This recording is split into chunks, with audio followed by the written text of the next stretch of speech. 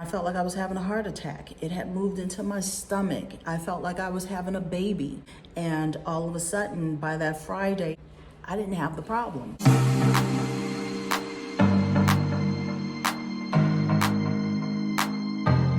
What's up, divas? Welcome back to my channel. For those of you who are new, my name is Simply Carrie, and today I would like to talk to you guys about SIFO and how I got rid of my chronic belching, gas, and bloating. So prior to me feeling any of my symptoms, I was already diagnosed with IBS, gastritis. I would have acid reflux. So I had a whole lot of gastrointestinal issues. At the time, I wasn't on any kind of medication for anything. I was just trying to control it, just trying to keep a low FODMAP diet. So everything pretty much started in September of 2022. It's April of 2023 now. And it started at a football game. I started to feel nausea. My mouth started to water. I noticed I was constantly belching. And then I just felt sick. I felt like I had to throw up. I didn't throw up. I did go and get myself, I believe it was Nexium or some over-the-counter medication to try to deal with the acid in my stomach. I do remember buying milk because it felt like a fire inside my stomach. The weirdest thing is the milk would put the fire out. I've had doctors tell me, okay, well, you got to stay away from the lactose that's in the milk, but the milk was actually helping. So I started to notice that I've got this problem that's continuous, and I'm thinking back, what on earth did I do for this to happen? The only thing that I could think of that was new in my diet was that I was really trying to stop going out and buying coffee. So I started making my coffee at work. I was using their coffee pot. I had the little K cups that I would make the coffee. I had cups that I bought to put the coffee in. The only thing that was open was milk that I would use to put in the coffee. So that's the only thing that I noticed that was different. I had a problem with a tooth that needed to be extracted, and I was kind of waiting because I wanted to get an implant. But because I was having all these symptoms and I couldn't understand, well, where is this coming from? I decided, okay, let me schedule to have this tooth removed, and maybe this will cure the problem. Maybe it's a problem with something in my tooth. And it's been a moment, but I think I do remember seeing my tongue look a little whiter than normal. All right, so I just attributed everything to, okay, maybe it's the tooth. So I scheduled the appointment, I got the tooth extracted, and this was in October. The symptoms didn't go away. I continued to feel everything that I was feeling. It was just chronic burping at this point. And every so often I would get the acid and I would put it out with the milk. But the burping was continuous. It was always at night. In the mornings, I could kind of control it when I was at work, but pretty much afterwards, it's burp, burp, burp, one after the other. It was just abnormal.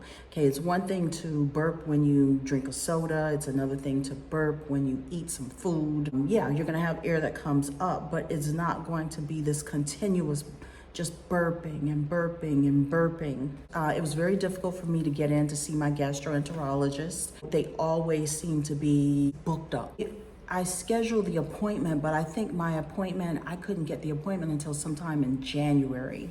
So in the meantime, I'm just dealing with these symptoms. Even when I called and said, this is an emergency, I'm feeling sick, this is what's happening, I still couldn't get an appointment in with these people. So my husband, he met somebody that he explained to me was a doctor, and he wanted me to call this lady. She supposedly was some type of a gastroenterologist. So I looked her up, and come to find out, this was an elderly lady who had a doctor's license at some point in her life, but it was void at this point, but she was still seeing patients, which I thought was really odd. But okay, he kept telling me, look, if I'm trying to help you out, call this lady, I'm sure she can help you. Since I wasn't able to see my doctor, I figured, okay, what's the harm? I'll go ahead and I'll have a conversation with her. I reluctantly called and spoke to this woman, and she starts to ask me a whole series of questions. Now, I'm really not crazy about giving my information to somebody that I don't know, but okay, fine. I went along with it. She asked me about my medical history, and after explaining everything to her, I told her about the bloating, my stomach getting larger. It's distended, as though I'm pregnant. This woman tells me, oh, well, I don't think that you're really distended. I think what it is you're just burping on purpose. And I've heard this from another doctor. He didn't even have medical malpractice. Okay, I didn't go back to him, and I definitely wasn't going to deal with this woman. But anyhow, I just went ahead with the conversation. So basically, it's all in my head. I'm making it up, and I'm burping on purpose. Now, who on earth burps on purpose? I don't get it, okay? She tells me that I need to get a measuring tape and measure myself to see whether I'm distended. Now, I don't need a measuring tape to see whether my belly is distended. I can look at it. I feel it. When I don't have the gas and bloating, it's softer, okay? Yeah, there's belly fat, but at the same time, I can press it. It's soft. It doesn't look like I'm 6 months pregnant. If I eat certain things, especially sugar and carbs, it swells up. Okay, I literally see my belly completely swollen, and I can press it, and it's really hard. The next thing that she wants to know is, well, what's your body type? Okay, well, body type, what do you mean body type? I told her I was tall, but I gave her my weight, and she flips out. That's the only thing that she could focus on was my weight. She made it sound like I was the worst thing on the face of the earth. She goes on with the, oh my God, I can't believe it. You are too heavy. You've got to lose weight. So now the focus is no longer on what the symptoms are and the problem. The problem now is my weight and my liver. Something's wrong with it. You need to take care of your liver. You need to take care of yourself. You need to this, you need to that. I was so disgusted with this woman, and she brought me to tears. By the time I got off the phone with her, I was crying. Moving past that, I finally see my gastroenterologist, and I go through the whole list of issues that I'm having. Now, mind you, I have a history with these people. I've had colonoscopies, I've had endoscopies, and I've had more than one. The guy listens to everything, and he really has a way of ticking me off, because the types of questions he asks them over and over. He'll ask them in different ways. And I'm looking at him like, did you not hear what I just said? He just really has a way of annoying me, and I just didn't appreciate it. Well, he just gives me a whole list of things that I should take. So take some Benefiber, take some Metamucil, take some Miralax, and then of course, the medication. So I'm explaining to him, listen, all these things I've been doing, and that's not helping me. This is something far different from what I've complained about before. So he brings this other doctor in that I'm very familiar with. I guess he's like the senior doctor over everything. He comes in, and I explained it to him as well. I said, look, this is something completely different. All right. So he goes back through my medical history, and he says, well, you've been complaining about the same thing. I have not. Yes, I've been complaining about gas. Yes, I've been complaining about burping. Yes, I've been complaining about bloating and distension and all this stuff, which you guys have not helped me with. But this is different. Okay. This is chronic. It just keeps going on. Second after second after second. Okay, this is something, the bloating and the gas, the belching in particular, it's just different. They don't want to hear it. No tests, no nothing. In fact, you know what? Let me rewind a little bit. I did go to my primary care physician in November and gave her all of the symptoms. She did my blood work, which came back fine. I didn't have nothing significant about my liver. I did ask her to test me for H. pylori. Okay, so she did a breath test that came back negative. There was nothing. So let's fast forward now and get to after I've seen this doctor.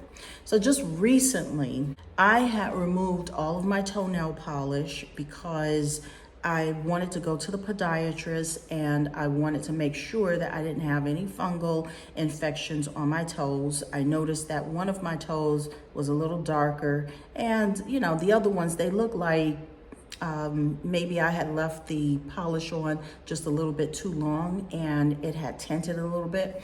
So I just wanted to check it, make sure everything was okay. So just recently I went to the podiatrist and he checked my feet and he shaved them down. He gave me a prescription for Lamisil. He did want to see my blood work, which he saw it, and everything was fine with my liver, so I was able to be prescribed the Lamisil. The way I would take the Lamisil was I would take it for 7 days, and I just finished that 7 days this past Tuesday. Today is Friday. I'd be off of it for 28 days. I'll take it again for another 7 days. I'll be off of it for 28 days. I'll take it for the last 7 days. So it's a 21-day treatment, but I'm doing it in, I guess, 3 cycles. So what I noticed after taking the Lamisil for about 3 days is it knocked out the burping. Prior to me going to the podiatrist, I would be able to bend. Okay, I was having pain in the upper region of my right rib cage, and I would be able to bend into the area where the pain was and I would burp. And I could do this constantly. It would keep me up at night. I'm just burping throughout the night. I get a little sleep, I wake back up, I'm burping again. And I would feel the gas move to different areas. It felt like it was in my chest, and I felt like I was having a heart attack. It had moved into my stomach. I felt like I was having a baby. And all of a sudden, by that Friday of me taking the Lamisil, I didn't have the problem. Now, I'm not saying that I didn't have any gas whatsoever, but it was normal gas. It was, if I did happen to have a soda, which I'm not drinking soda like that, but if I did drink something, it's because the gas is coming up from the soda. If, I ate something, it may be a little burping from me eating something, but it was normal. It was not the abnormal, excessive belching and bloating and gas that I was feeling. I didn't even feel the pain in the areas that I was feeling them in anymore. So after seeing that, it led me to believe that my problem may be a fungal problem. I started to put this together. I had been taking antibiotics prior to this happening. I had been on some antibiotics. It may have been because I had had some kind of cold or sinus infection. I had the tooth removed thinking that, okay, everything that I'm feeling has to do with that. And then I was put on yet another cycle of antibiotics. So those antibiotics could have killed off good bacteria and other things that maybe I needed, and just threw me completely off. In addition to that, now I'm feeling as though I probably had a fungal infection in my small intestines, which led me to find out about this thing called SIFO. Okay, so there's SIBO, small intestinal bacterial overgrowth, I believe it's what it's called. And there's what's called SIFO, fungal overgrowth. So I have a feeling I possibly had a fungal overgrowth, and in taking the Lamisil probably kind of helped either kill it or reduce it. It's done something, because I literally do not have the problem that I had. If you're experiencing some of these problems like excessive burping, acid, your stomach is bloating, then you may want to look into, if not a bacterial overgrowth, definitely a fungal overgrowth. So I hope this video was helpful. If you'd like to hear an update, then give me a thumbs up. I'll make a follow-up to this video. If you have not subscribed yet, please consider hitting that subscribe button and clicking the notification bell so that you don't miss any of my videos that I do. I will see you guys in the next video. Okay, bye.